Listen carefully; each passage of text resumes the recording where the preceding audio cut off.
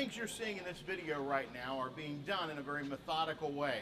We've taken every precaution that we can take to make sure that everybody involved is safe. You should not try this at home. About 10 years ago, I began to do some research on the internet and discovered that there were people out there who were actually taking and melting aluminum and casting their own parts to make their own machines and tools and things that they wanted to make. I began studying this, and over time began to get enough information together for us to be able to put our own foundry together, powered off of propane, that would be able to melt aluminum and allow us to cast things in shapes that we needed for the theater here at the Logos Theater. And so that's what has prompted all that we're doing right now.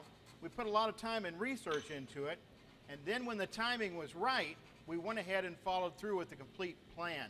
About 8 years ago when I arrived, I discovered that there was an old bucket. It was an old wash bucket, mop bucket, probably from the 1920s.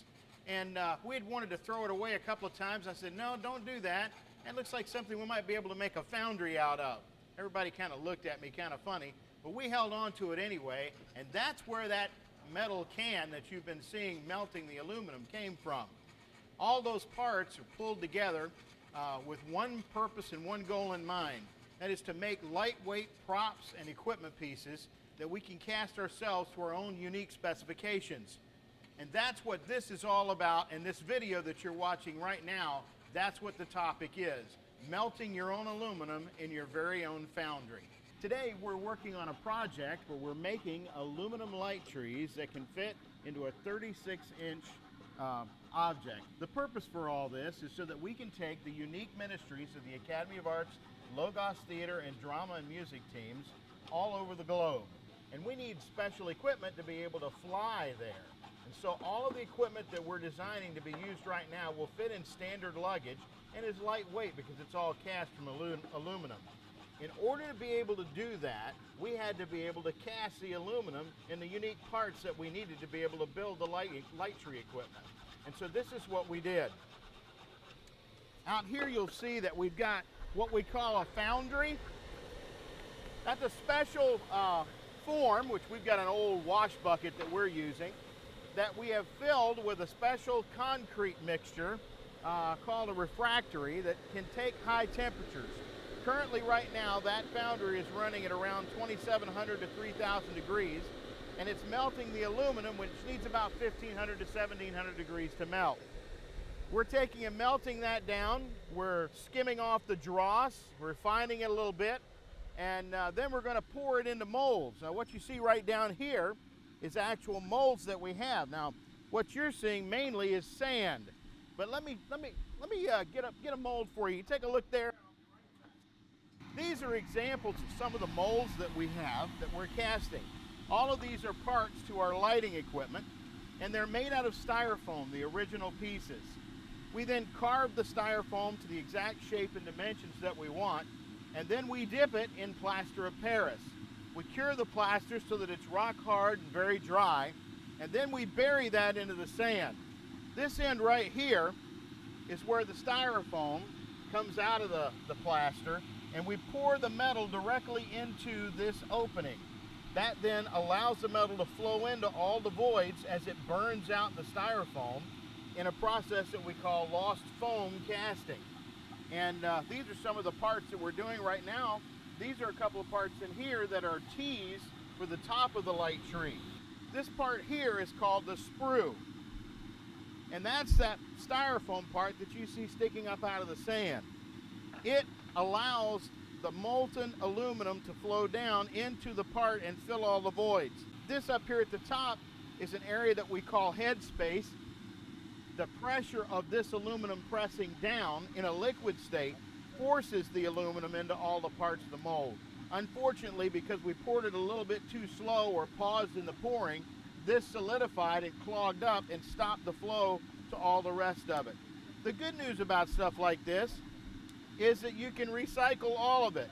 You can take and throw it right back into the crucible, which is the thing we're melting the aluminum in, and melt it back down and cast it again. We're recycling old aluminum, pieces of scrap and so forth that we have, extra parts that overflowed during the pouring process, Also some old hard drive cases.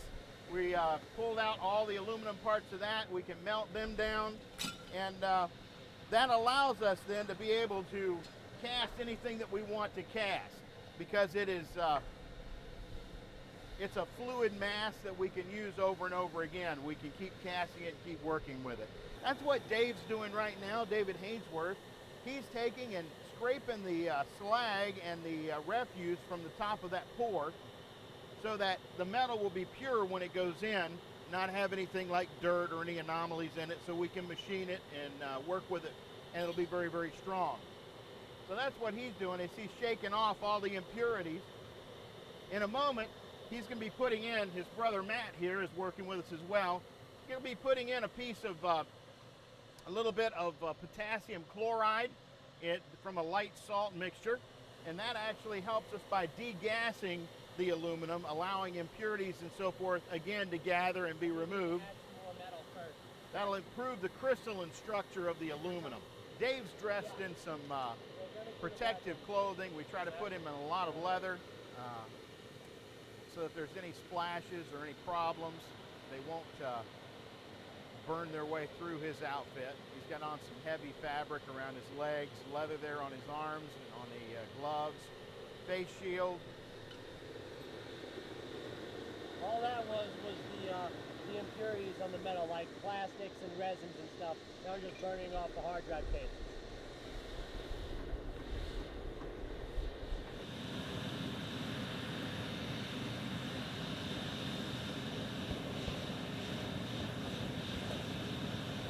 Pull out the mold we just poured. It's been about 10-15 minutes now.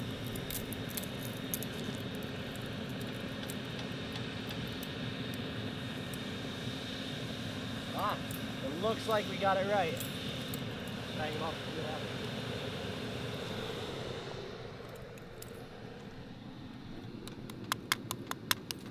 They're better than the last one. This goes on the top and allows the lights then to be on bars that come off the side on each way.